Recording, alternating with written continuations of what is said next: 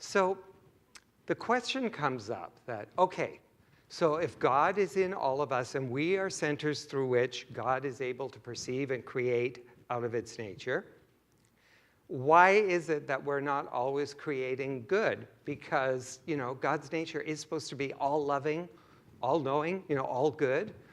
And that's because part of our God nature is free will. So we have the freedom to discover our divine nature for ourselves. We have the freedom to perceive ourselves to be separate from God. And because our thought is creative, those ways that we perceive ourselves to be separate from good create fear-based thoughts and beliefs that play out as conditions in the world that don't look like the goodness of God's nature. Have you noticed? There's a lot out there that doesn't necessarily look like love and joy and abundance. However, there still lies within us this divine goodness that when we recognize it can be called forth and ultimately make good of anything that's going on out there. So the degree to which we perceive the innate goodness of God's nature in ourselves, the degree to which we perceive it at the center of all things, dictates the degree to which we experience goodness in our lives. Now, why I find this to be particularly relevant at this time of year, the new year, when we like to set goals for ourselves, right? We like to think of new ways to experience goodness in our lives. This is what I would consider our Genesis moment, right? Let there be greater health. Let there be my perfect body weight. Let there be a healing of this relationship. It's something that we totally support in this church, which is why, if you haven't seen them, we have these goal sheets that we encourage you to fill out.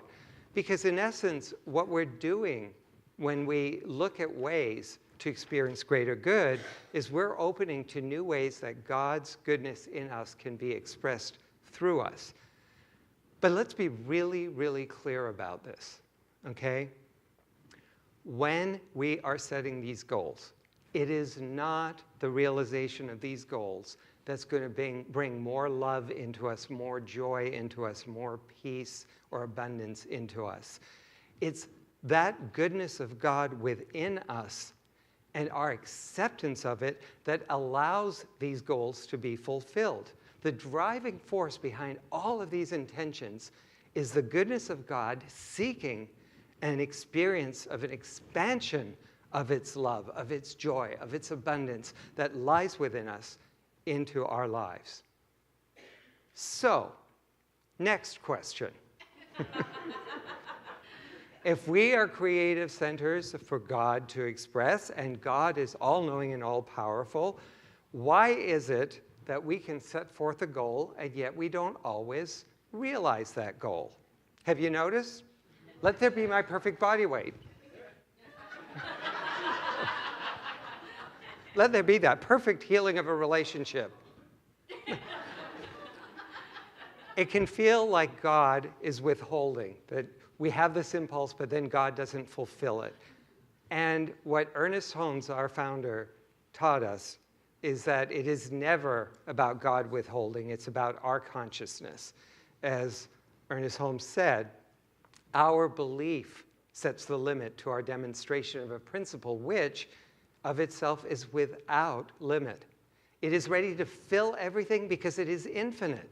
So it is not a question of its willingness, or God's ability. It is entirely a question of our own receptivity. Darn it, puts it back on us. But it really is. It's a process of acceptance, the degree to which we can absolutely accept that greater good for ourselves, for our goals to come to fruition versus simply being thoughts that we think, oh, that would be great, and wishful thinking. We need to really, really experience that sense of acceptance of that greater good for ourselves.